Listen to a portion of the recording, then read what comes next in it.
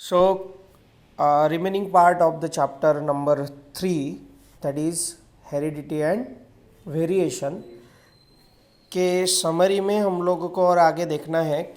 Point है 3.6 chromosomal theory of inheritance. इसके पहला वाला जो पोर्शन होता है वो है मेंडल्स के जो एक्सपेरिमेंट है, मेंडल का जो बायोग्राफी था एंड मेंडल ने जो लॉज दिए थे वो थे, और ये laws plus new Mendelism that is post Mendelian genetics. But in second part of this chapter you have to focus on the chromosomal theory of inheritance. Actually 1866 में मेंडल ने अपना जो इनहेरिटेंस के रिगार्डिंग वर्क था उसको publish किया, right.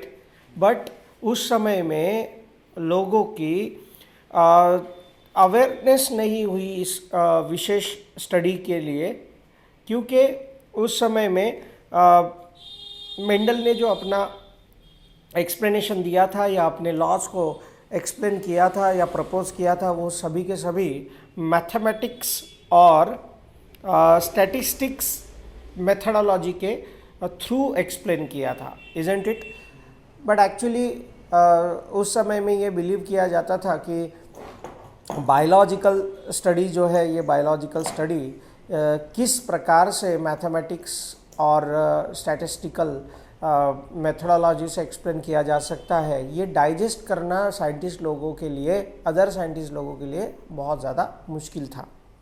इस कारण जब तक माइक्रोस्कोपी में एडवांसमेंट नहीं हुई, मतलब 1900 तक ये सारी बातें लोगों के समझ में नहीं आ रही थी। मेंडल्स का जो वर्क था वो लोगों के समझ में नहीं आ रहा था। फिर उसके बाद में 1900 दैट इज 1900 में ह्यूगो द राइज, कॉरेन एंड वन शेमैक जैसे साइंटिस्टों ने इंडिपेंडेंटली जो मेंडल थे उन पे वर्क किया, मेंडल के रिसर्च पे फिर से रिसर्च किया एंड आगे फिर मेंडल्स के ही इंफॉर्मेशन को, मेंडल्स के ही स्टेटमेंट्स को, मेंडल्स के ही लॉज को लोगों के सामने as a chromosomal theory of inheritance के नाम से रखा गया।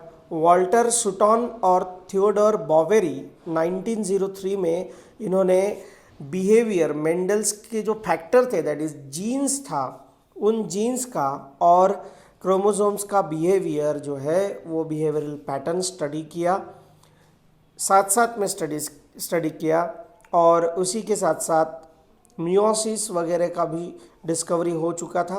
और based on all this observations chromosomal theory of inheritance को आगे रखा गया। एंड ऐसा है क्रोमोसोमल थ्योरी के, आपको क्या करना है, क्रोमोसोमल थ्योरी के कुछ पॉइंट्स जो है, हाईलाइटिंग पॉइंट्स कि डिस्कस और right a note on chromosomal basis of inheritance, chromosomal basis theory of chromosomal basis of inheritance. ठीक है, सो क्रोमोसोमल थ्योरी ऑफ इनहेरिटेंस ऐसा आपको पूछा जा सकता है 2 मार्क्स के लिए। देन आपको पूछा जा सकता है क्रोमोसोम का स्ट्रक्चर, क्रोमोसोम के स्ट्रक्चर की डिटेल्स आपको यहाँ पे देना है, जैसे कि क्रोमोसोम मेटाफेजिक क्रोमोसोम जो है वो 0.1 से लेकर 33 माइक्रोमीटर लेंथ में होता है, 0.2 से लेकर 2 माइक्रोमीटर थिकनेस में होता है ना। क्रोमोसोम सेल्फ रेप्लिकेशन कर सकता है, उसके बाद में वो सेल्फ रेप्लिकेशन के साथ साथ अपना एक इम्पॉर्टेंट रोल प्ले कर सकता है हेरिडिटी में, म्यूटेशन में, वेरिएशन में, evolutionary development of eukaryotic species इनमें। और क्रोमोसोम जो है केमिकली बना होता है किससे, DNA, histone and non histone protein से। तो ये जो पॉइंट्स है 2 मार्क्स के लिए आपको क्रोमोसोम के स्ट्रक्चर के लिए लिखना है। उसके बाद में क्रोमोसोम का फंक्शन, तो यहाँ पे सबसे इम्पॉर्टेंट फंक्शन क्या है आपको भी पता है, that is it is a carrier of heredity. उसके बाद में एक पॉइंट आता है number of chromosome.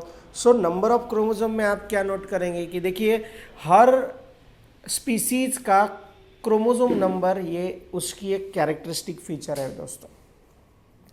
Her organism, her species जो है उसका एक स्पेसिफिक क्रोमोसोम नंबर होता है। फॉर एग्जांपल जैसे हम बोलेंगे कि ह्यूमन बीइंग, तो ह्यूमन बीइंग का क्रोमोसोम नंबर कितना होता है 46, है ना। हम गार्डन पी को लेंगे तो गार्डन पी का क्रोमोसोम नंबर कितना होता है 14। इस प्रकार से हर स्पीसीज का, इस पृथ्वी पे हर स्पीसीज का क्रोमोसोम नंबर एक उसकी यूनिक आइडेंटिटी है। और क्रोमोसोम नंबर के कारण हम फाइलोजेनी और टैक्सोनॉमी किसी भी स्पीसीज की स्टडी कर सकते हैं। That is important. एक टर्म आपको और इम्पॉर्टेंटली करके रखना है, दैट इज प्लॉइडी। अब ये प्लॉइडी क्या है, तो it is a degree of repetition of primary basic number of chromosome which is denoted by X दोस्तों, है ना। तो ये degree of repetition of primary chromosome number. अब आपको यहाँ पे ज़्यादा सोचना नहीं है, primary chromosome number is equal to its haploid chromosome number, yes और no. So primary chromosome number, जैसे कि ह्यूमन बीइंग का क्रोमोसोम नंबर है 46 but it's primary chromosome number is 23। So here primary chromosome number कितनी बार repeat हो रहा है उसको उसकी प्लॉइडी बोलेंगे। अब प्लॉइडी क्या हो सकती है, प्लॉइडी मोनोप्लॉइडी हो सकता है, कोई भी ऑर्गेनिज्म मोनोप्लॉइड हो सकता है, मतलब उसमें सिंगल सेट ऑफ क्रोमोसोम है। इसका मतलब प्राइमरी नंबर जो है 23 क्रोमोसोम है उसके पास है। अगर वो डिप्लॉयड है तो उसके पास 2 set of primary chromosome number है, मतलब 2 क्रोमोसोम के सेट है। ट्रिप्लॉयड है, जैसे एंडोस्पर्म, एंजियोस्पर्म में एंडोस्पर्म हम सीखते हैं, तो there are three sets of primary sets of chromosome number, that is इस प्रकार से वो ट्रिप्लॉइड हो गया। अब एक पॉइंट और भी आता है आगे चल के, दैट इज यूप्लॉइड एंड अनयूप्लॉइड। यूप्लॉइड अगर क्रोमोसोम नंबर, अगर ये क्रोमोसोम नंबर जो है किसी पर्टिकुलर सेल में वो exact multiple of primary basic number है। फॉर एग्जाम्पल किसी का प्राइमरी बेसिक नंबर है 2, किसी स्पीसीज का प्राइमरी बेसिक नंबर है 2, तो उसका मल्टीपल क्या होगा, द टेबल ऑफ 2, राइट। तो जब भी आपको कोई एग्जाम्पल या किसी ऑब्जर्वेशन में ये टेबल ऑफ 2 के कंटेंट में से कुछ भी मिले तो that will be the euploidy, वो उसकी यूप्लॉइडी होगी, है ना। और अगर इस टेबल ऑफ 2 के किसी भी नंबर में 1 या 2 कम या 1 या 2 से ज़्यादा मिलता है, जैसे 46 क्रोमोसोम नंबर में अगर 1 क्रोमोसोम कम है तो वो 45 होगा, अगर 2 कम है तो 44 होगा, है ना। अगर 1 ज़्यादा है तो 47 होगा, और अगर 2 क्रोमोसोम ज़्यादा है तो वो होगा 48। तो 46 ये यूप्लॉइडी है, देखो ध्यान दो, 23, 46 ये यूप्लॉइडी है, और 44, 45 ये अनयूप्लॉइडी है, क्योंकि वो उसके मल्टीपल से 1 क्रोमोसोम से कम या 2 क्रोमोसोम से कम है। और अगर वो 47 या 48 है तो ये मल्टीपल नहीं है, तो ये 1 क्रोमोसोम से ज़्यादा या 2 क्रोमोसोम से ज़्यादा है, इस कारण ये अनयूप्लॉइडी होगा, ठीक है। तो ये यूप्लॉइडी और अनयूप्लॉइडी, इसका सिंपल सा मीनिंग है, अगर उस सेल, किसी भी पर्टिकुलर सेल के पास प्राइमरी बेसिक नंबर के मल्टीपल में अगर क्रोमोसोम का नंबर है तो वो यूप्लॉइडी है, और अगर मल्टीपल से कम या ज़्यादा है तो फिर वो अनयूप्लॉइडी होगा। This is very important concept. उसके बाद में स्ट्रक्चर ऑफ क्रोमोसोम पे आपको क्वेश्चन आ सकता है दोस्तों। स्ट्रक्चर ऑफ क्रोमोसोम में क्या आपको सीखने को मिलता है, स्ट्रक्चर ऑफ क्रोमोसोम में क्या इंपॉर्टेंट है, तो देखिए स्ट्रक्चर ऑफ क्रोमोसोम जो है, आपको यहाँ पे क्रोमोसोम की एक डायग्राम, इस प्रकार से क्रोमोसोम की डायग्राम यहाँ पे निकालना ही निकालना है, और ये सारे जो लेबल्स आपको दिखाई दे रहे हैं, these are the parts of the chromosome. And B diagram उसमें की आपको दिखाई दे रही है कि इट इज़, ये सेकेंडरी और प्राइमरी कंस्ट्रक्शन आपको वहाँ पे देखने को मिल रहा है, ठीक है। स्ट्रक्चर, यस, नहीं, दोनों आपको डायग्राम वहाँ पे ड्रा करनी होगी। आप देखिए ए डायग्राम भी अगर ड्रॉ करते हैं तो भी कोई दिक्कत नहीं है, ए डायग्राम भी आपको मार्क्स दिला सकती है, ठीक है। तो यहाँ पे आपको स्ट्रक्चर ऑफ क्रोमोसोम में ए डायग्राम भी आप ड्रॉ कर सकते हो, it showing parts of the chromosome. तो उसका डिस्कशन जो है वो डिस्कशन आपको करना होगा। देखिए 2 मार्क्स के लिए स्पेशल या 3 मार्क्स के लिए स्पेशल क्वेश्चन है, discuss the structure of chromosome. तो इसको समझिए। ये जो टेबल आपको ऊपर में दिखाई दे रहा है, इस टेबल को भी आप अच्छे से करके जाएंगे, जो अभी अभी हम डिस्कस कर चुके हैं। प्लॉइडी क्या होता है, यूप्लॉइडी क्या होता है, अनयूप्लॉइडी क्या होता है, ठीक है।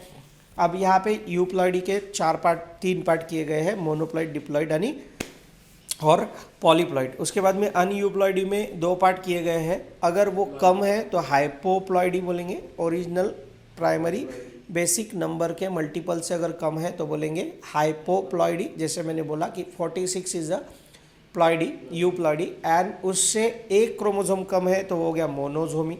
2 क्रोमोसोम कम होंगे तो नलीजोमी। 1 क्रोमोसोम ज़्यादा होगा, इसका मतलब वहाँ पे 3 क्रोमोसोम में एक ही, जहाँ पे पेयर होना चाहिए था वहाँ 1 क्रोमोसोम ज़्यादा हो गया तो वहाँ पे 3 क्रोमोसोम दिखाई देंगे, that is called as trisomy.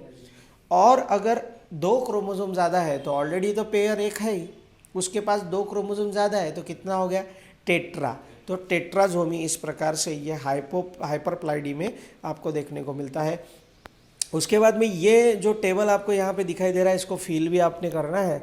और एक क्वेश्चन आएगा, on the basis of position of centromere discuss और write the types of chromosomes. So there are 4 type of chromosome on the basis of क्या, सेंट्रोमियर। सेंट्रोमियर के basis पे 4 chromosomes के type है। एक है मेटासेंट्रिक, दूसरा रहेगा सब मेटासेंट्रिक, तीसरा रहेगा दैट इज एक्रोसेंट्रिक, और एक रहेगा दैट इज टीलोसेंट्रिक। तो इस प्रकार से 4 क्रोमोसोम्स के टाइप है। आपको डायग्राम के साथ उनको ड्रॉ करना पड़ेगा दोस्तों। उसके बाद में ना क्रोमोसोम्स, अब देखिए टॉपिक आता है सेक्स क्रोमोसोम का। एक्चुअली क्रोमोसोम ने 2 टाइप के होते हैं, एक ऑटोसोम और दूसरा होता है सेक्स क्रोमोसोम, जिन्हें अलोसोम के नाम से भी जाना जाता है। तो आपको ऐसा भी पूछा जा सकता है, राइट द अलोसोम्स इन ह्यूमन। तो आपको समझना है कि अलोसोम्स ही क्या है, सेक्स क्रोमोसोम है।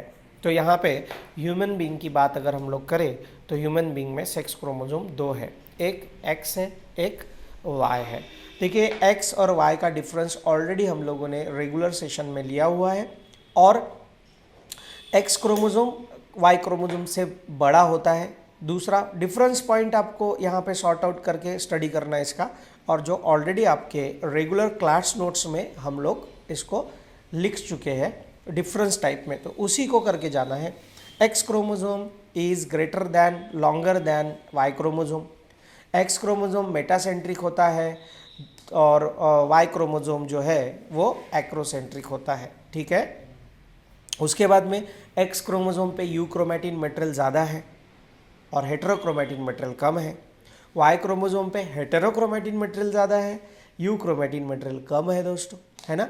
एक्स क्रोमोसोम पे यू क्रोमेटिन मटेरियल ज़्यादा है तो वहाँ पे एक्टिव जीन ज़्यादा है, इसलिए एक्स क्रोमोसोम ज़्यादा एक्टिव है as compare to Y chromosome, right. तो इस प्रकार से आपको समझना है। दोनों क्रोमोसोम की अगर कॉमन पॉइंट अगर बोलेंगे तो वो ये है कि दोनों भी क्रोमोसोम पे होमोलॉगस क्रोमोसोम्स, मतलब होमोलॉगस रीजन होता है जहाँ पे दोनों के पास कॉमन जीन होते हैं। बट दोनों क्रोमोसोम के पास एक अनकॉमन रीजन भी होता है जिसको हम नॉन होमोलॉगस रीजन बोलते हैं। अब इस रीजन में एक्स क्रोमोसोम के नॉन होमोलॉगस रीजन में जो जीन्स है वो स्पेशल सिर्फ और सिर्फ किसके पास है, एक्स क्रोमोसोम के पास ही है, वो वाई क्रोमोसोम के पास नहीं है। ना तो उनका कोई भी क्या अलील या उसका कोई भी होमोलॉग एक्स वाई क्रोमोसोम के पास नहीं होता है। इसी प्रकार से same to same Y chromosome के बारे में भी हम बोलते हैं। तो देखिए एक्स क्रोमोसोम के नॉन होमोलॉगस रीजन पे जो जीन्स होते हैं उनको बोला जाता है एक्स लिंक्ड जीन, और वाई क्रोमोसोम के नॉन होमोलॉगस रीजन पे जो जीन होते हैं उनको बोला जाता है वाई लिंक्ड जीन। समझ में आया। और homologous region of both chromosome having common genes, yes और नो, ठीक है। एक बहुत ही महत्वपूर्ण पॉइंट है जिसको हम लोगों ने हाईलाइट कर लेना चाहिए कि क्रॉसिंग ओवर की जो प्रक्रिया है जो होमोलॉगस क्रोमोसोम के नॉन सिस्टर क्रोमैटिड्स में होती है, ऐसा हम लोगों ने ऑलरेडी स्टडी किया है। बट ये पेयर के मतलब होमोलॉगस क्रोमोसोम के कौन से पार्ट में होगी, अगर एक्स और वाई की अगर बात हम लोग करें तो इनके होमोलॉगस पार्ट में होगी, होमोलॉगस रीजन में होगी, क्योंकि वो कॉमन जीन है और कॉमन जीन में एक्सचेंज हुआ तो इन फ्यूचर वहाँ पे कोई भी डिसेबिलिटीज नहीं आएगी। ये नेचुरल पैटर्न है। ओके बेटा, इसके बाद क्रॉसिंग ओवर की बात हुई। उसके बाद में हम ना लिंकेज नाम का टॉपिक समझते हैं। ये लिंकेज